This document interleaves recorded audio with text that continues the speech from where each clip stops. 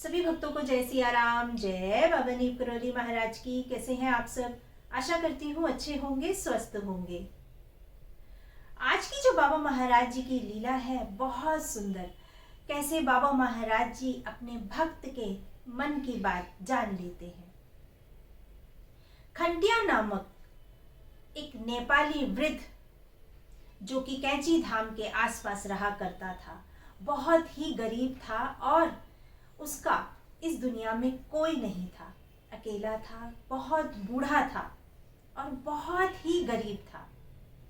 2 गायें उसके पास थी जो कि उसकी वही संपत्ति थी। मन ही मन सोचता था कि मेरा क्रियाकर्म कौन करेगा, मैं सदगति को कैसे प्राप्त होऊंगा। इसी बात से वह चिंतित रहता था।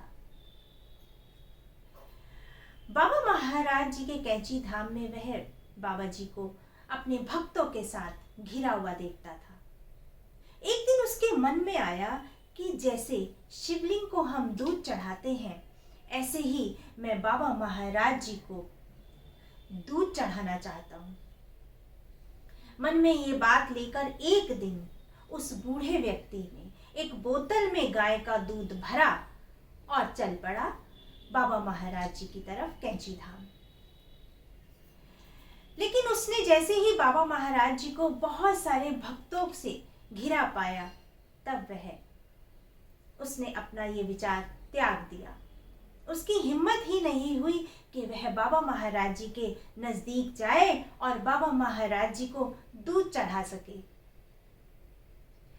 उसने वह दूध जो उस समय जो लकड़ी का कच्चा पुल बना था, उसी पे खड़े होकर वह सारा दूध नदी में बहा दिया और चल पड़ा अपने झोपड़ी की तरफ।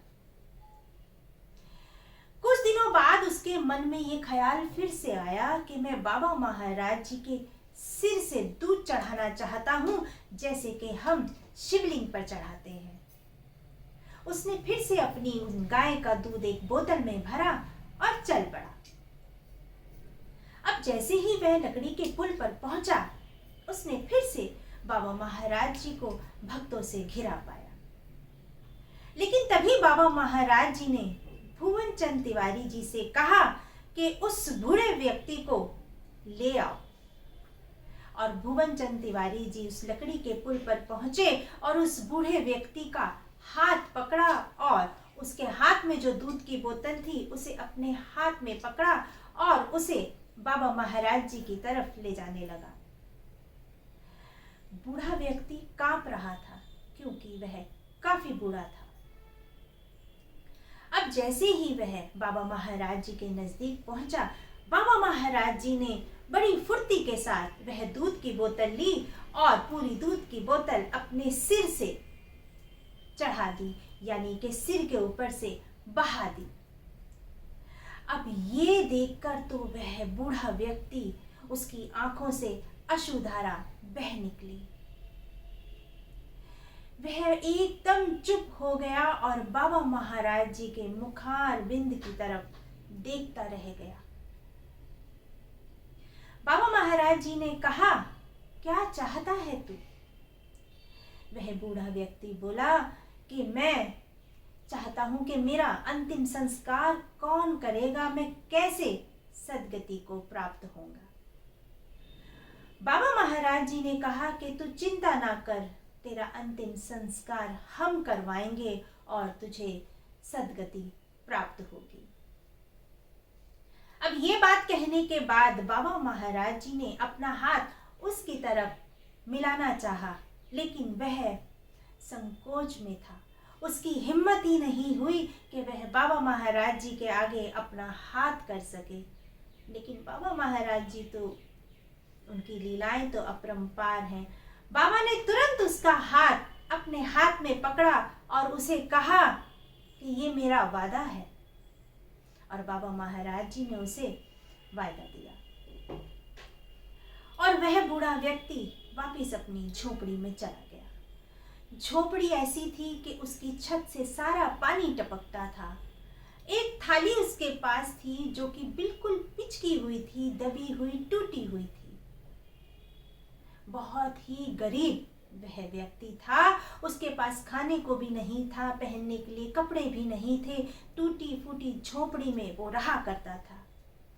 लेकिन बाबा महाराज जी ने भक्तों से कहा कि इस बूढ़े व्यक्ति के पास तुरंत कैंची धाम से बर्तन पहुंचा दिए जाएं और पहनने के लिए उसको कपड़े पहना दिए जाएं और उसकी झोपड़ी में रहने का उसका जो इंतजाम है वह कर दिया जाए, ताकि उसे कोई दिक्कत परेशानी ना आए। और बाबा महाराज जी ने ये भी कहा कि रोज उस बूढ़े व्यक्ति के लिए कैंची आश्रम से भोजन पहुंच जाना चाहिए। और ये हुआ भी। आगे चल के थोड़े दिनों बाद वह बूढ़ा व्यक्ति बीमार पड़ गया। जब ये बात बाबा महाराज जी को पता चली तो बाबा महाराज जी ने नैनीताल के एक बड़े अस्पताल में उसका इलाज करवाया। सारा खर्चा बाबा महाराज जी ने दिया। लेकिन वह बूढ़ा व्यक्ति, उसकी मृत्यु हो गई। और बाबा महाराज जी ने उस बूढ़े व्यक्ति का अंतिम संस्कार करवाया और विधि विधान से सारा कुछ करवाने के बाद उसकी 13वीं भी बाबा महाराज जी ने कैंची आश्रम में उसका पूरा प्रबंध करके करवाई। क्योंकि बाबा महाराज जी ने उस बूढ़े व्यक्ति को वादा जो किया था। ऐसी है हमारे बाबा महाराज जी की लीलाएं। बाबा महाराज जी कैसे अपने भक्तों के मन की बात जान लेते हैं। कैसे बाबा महाराज जी ने ये जाना कि वह वृद्ध व्यक्ति मुझे दूध चढ़ाना चाहता है। ऐसी है हमारे प्यारे बाबा महाराज जी की लीलाएं। बाबा महाराज जी की ऐसी ही लीलाएं मैं आपके सामने लेकर आती रहूंगी। आप सभी भक्त अपना ध्यान रखें, खुश रहें, स्वस्थ रहें। सभी भक्तों को जय सिया राम। जय बाबा नीम करोली महाराज की जय। सिया राम।